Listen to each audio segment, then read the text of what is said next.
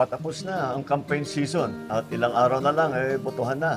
Maraming usaping tinalakay at napakinggan ng mga plataforma ng ating mga kandidato sa alyansa. Narinig natin ang kanilang mga advokasya, mungkahi at plano para mapaginhawa ang buhay ng bawat Pilipino. Ngayon, higit pa, ay kailangan natin na kanilang tulong para mapabilis at mapadali ang pagsasabuhay ng mga hinahangad natin. Masaya naman ako na talagang kinikilatis ng mga kababayan natin, ng ating mga kandidato. At ako naman ay buong kumpiyansa sa kakayahan nilang bilang mambabatas. Pero binabasa namin ang mga komento at katanungan ng mga ibang netizen. At magandang katanungan talaga ito mga ito dahil ito naman ay ang nasa isip ng ating mga botante. Kaya nagsama ako ngayon ng ating senatorial candidate na tutulong sa atin na sagutin ang mga katanungan ninyo. Andito si Attorney Benhur Abalos. Magandang araw po, mahal na Pangulo. At isang interesting na fact dito is that, mahal na Pangulo, dati ba kayo tiga-loob o tiga-labas? Dati ba kayo tiga-Mandaluyong? Ang katotohanan, nung bata kami, yung bahay namin sa San Juan, ang address namin is 204 Ortega Street, Mandaluyong, Rizal. Kaya nung lumalaki ako ng Mandaluyong. Ngayon, ang tanong, ano yung tiga-loob o tiga-labas? Meron pang deeper meaning, ang dalang mental hospital ay nasa Mandaluyong. Kaya sinasabi, tiga-mental ka ba o hindi? Well, wala na yung stigma na yun dahil isipin nyo naman, Mr. President, ilang laki ng mental. Meron kaming Boys Town, welfare bill.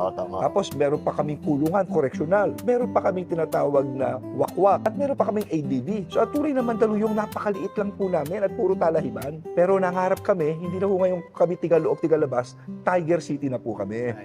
Nasa loob, payag na kami. Yan. What is your immediate plan to lower the cost of living for ordinary Filipinos struggling with the high inflation, especially food and utilities? Well, hindi na high ang inflation natin. Isa na sa pinakamababa sa buong mundo. We improve our supply lines. We improve all the things that we have to do. Nakikita natin dahan-dahan, may effect talaga. Sa local na, alam niyo yan kung paano gagawin yan. Ang sa akin ay napababa natin ang kuryente. Malaking bagay sa atin to. Papasok ang mga negosyo, papasok ang trabaho, at giginhawa ang kabuhayan ng bawat Pilipino. At saka isa pa ho, maganda ibinabati ko ang ating Pangulo dahil alam niyo ang renewable energy sa ibang bansa ay 51% sa mga Nordic countries. Kaya isa sa dahilan to kung bakit bumababa. Nung araw, medyo hindi ganun kataas, ngayon po yung tumataas na. Sa bandang 23% na tayo. 23%. Oh, dahan-dahan umakyat din. Opo. Ang susunod na tanong, usapang traffic naman tayo at road safety. May mga insidente tayo nitong mga nakaraang araw na talagang nakakalungkot at marami dito ay masusolusyon lamang ng isang bagay, disiplina. Ano ang pananaw ninyo sa pag-aayos ng traffic natin? Kulang ba tayo sa pulisiya? Up-to-date ba ang mga batas natin? Paano tayo makakatulong? Para sa akin, sa malalaking lungsod, isa lang ang solusyon dyan, public transport. Maraming tren, maraming bus, maraming masasakyan ng mga ating mga manggagawa para makapunta sa trabaho at makauwi. Para hindi na nila kailangan dalhin ang kanilang sasakyan. Punot dulo niyan is public transport.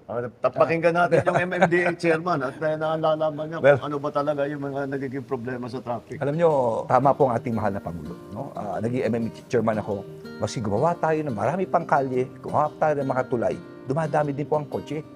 So ang solusyon talaga dito ay mass transport.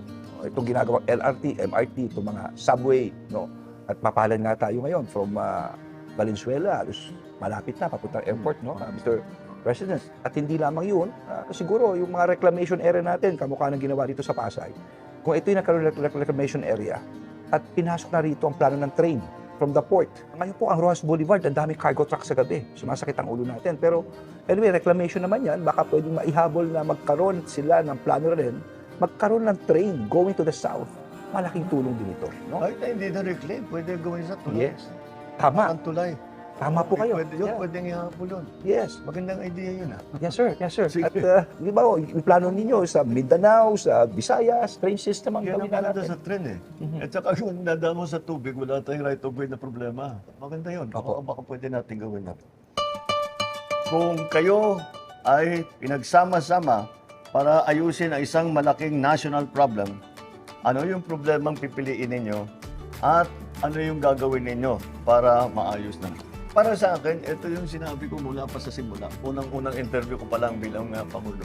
Tinanong sa akin, ano yung pangarap ko? Ang sagot ko ay sana wala nang gutom na Pilipino. Kaya ginagawa natin lahat, food supply, yung mga nutrition, yung mga tulong. Nung dati kasi tinanong din ako dyan Ang sabi ko noon, ang tunay na batayan ng yaman ng isang bansa ay kung kaano niya naitaas ang antas ng pamumuhay ng kanya sinasakupan, the quality of life. So tama si Pangulo, i-tackle first yung kahirapan, and then yung quality of life ng bawat Pilipino. Tama ang sweldo mo, tama ang makakain mo, makakapag-ubahay ka ba na upa, makapangarap na isang Pilipino na magkaroon ng pabahay na mura, etc. No? Yung standards of living. May desisyon ka ba na ginawa na alam mong hindi makakatulong sa karir mo pero tama para sa bayan? Ako marami-rami. Ako rin po, Ang naging experience ko, kahit na sa umpisa, hindi naunawaan yung ginawa mo. Sabi, mali yung ginawa mo, hindi tama, marami kang sinagasaan, marami kang sinaktan. Pero talaga may ganun ang paniniwala mo. Sa umpisa, sabi, masama sa karir mo ito dahil nagagalit yung tao sa akin. Pero pag tumagal at maipakita mo na iyong ginawa, maganda naman ang naging resulta, okay na rin yun. So, in the end, pag may pasensya ka ng konti, hindi naman masama sa karir mo dahil makikita naman ng tao. Kahit na magkamali ka makikita naman ng tao. Hindi naman niya ginawa ito para saktan tayo, para magnakaw ng pera, para patayin ng ganit yung kalaban niya sa politika. Hindi naman niya ginawa yan para doon. Pero ginawa niya kasi talagang naintindihan kahit inaway na natin. Ginawa pa rin niya. Tapos makikita, sana naman, pag may desisyon kang ganun, sana naman, ang maging resulta ay maging tama at maganda. Tama po si Pangulo. Ako po'y naranasan ko yan na Pangulo. Ako'y mayor nung araw at yung aming sementeryo ay talagang wala na kami malibingan. So binubutas na lamang yung mga nicho at nilalabas yung mga buto. At yung mga butong nakuha po ay 5,000 nakalagay sa isang bodega. Masaklap, nakasako pa at naka-plastic bag yung mga buto. So ang sabi ko sa sarili nun, kung kagalawin ko ito, apektado ako sa eleksyon. Alam niyo, ang politika sa atin, 3 taon lang di ba? Pwede kong pumikit na lang. Pero sabi ko, hindi pwede. Dapat may dignidad. So, sinugal ko po ang aking pagka-mayor. Giniba ko po lahat yan. In 1 year, nagkaroon ako isang garden. We called it Garden of Life, no? At meron po kaming nicho na 5 years at ang susi po ito, mahal na Pangulo, isang columbarium na pataas. Oo. It used to be good po for 300 bodies. It's now good to about 1,000 plus bodies. Tama po si Pangulo, yung output mo dapat tatangkilikin ng tao. Ito, para sa ito. Opo. Ano ang isang bagay sa local government na dapat tuluyang mawala? At handa ka bang ilaban ito sa Senado? Of course, we're talking about corruption in government. Nangyayari po iyan. At para talagang mawala iyan, for me, it's digitalization. Talagang let's avoid yung mga face-to-face na, digital na. At nung panahon nyo po, mahal na Pangulo, nasimulan na po ito ng DICT, ng DILG at ng ARCA, yung Anti-Red Tape Authority. Yung tatlong po yun, umiikot at nagbibigay. Kasi po sana dumating ang panahon sa atin na lahat ng pamahalaan ay talagang pagbayad mo cellphone na lang. No? Lahat, wala nang mangungumusyon, wala nang sa gitna. At yun ang pinapangarap ko po na kaya ng mga magawa po. At siguro mabibigyan natin ng konti ito sa batas sa Senado para masyado tumibay po ito. Kaya ang ginawa natin ngayon, ang procurement, yung pagbili ng mga local government, meron tayong ginawa na app na lahat ng produkto, tractor, desk, toner, lahat ng ginagamit sa opisina, doon bibili ngayon ang ating mga LGU. Nakapost doon sa internet, kitang-kita mo, nandun yung presyo. Kaya hindi na pwede palitan yun dahil alam ng lahat na yung presyo niyan. So, mababawasan natin yung sa... Kaya sabi nito parang digitalization na ang magiging magandang sagot dyan. Para sa akin, paano mo harapin ang mga miyembro ng coalition o pamilya na humahadlang sa reforma o lumalabag sa batas? Well, yung humahadlang sa reforma, dalawang klase ang tingin ko dyan, dalawang klase yan. Meron yung na talagang kanilang paniwala na hindi tama ang pulisya. Yun ay dapat kausapin. Kailangan natin makipag-usap sa kanila dahil sasabihin, paliwanag mo yung side mo. Malay mo, tama sila, mali ka. May matutunan ka. Ako gustong-gusto ko nakikinig sa mga kritika ko . Kasi iniisip ko, baka isa dyan, kahit mahirap pakinggan ko minsan, baka may isa dyan, nangyayari, mayroon dyan kritika mo, tama . Dapat makinig ka rin . So, ako, kung talagang hindi sa paniniwala nila yung polisiya ng pamahalaan, kausapin natin sila. Baka nga merong mas magandang pulisiya na pwedeng gawin. Yung isang klase naman, lahat na lang ng gawin mo, kinakalaban ka lang dahil sa politika. Basta kontra sila sa'yo, lahat ng gawin mo, mali. Oh, so yun, wala ka na magagawa doon.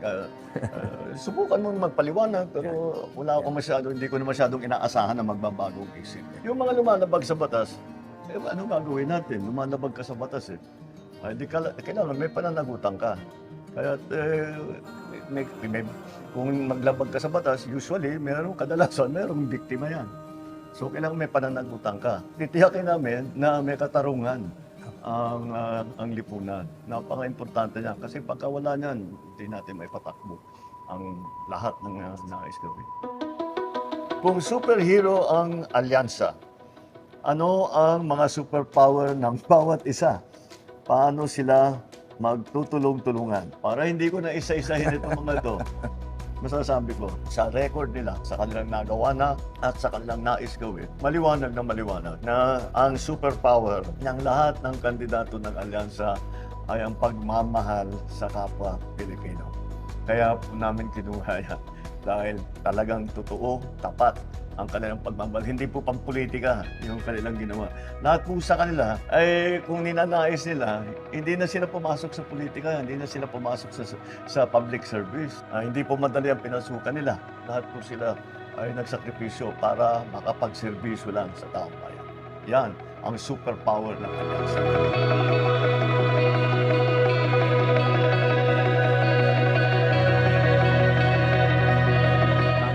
Para sa bagong Pilipinas ay nandito para bigyang buhay ang mithiin ng bawat Pilipino. Andito po sila para siguruhin na sama-sama tayo tungo sa bagong Pilipinas. Sa 12 po ng Mayo, alyansa po all the way.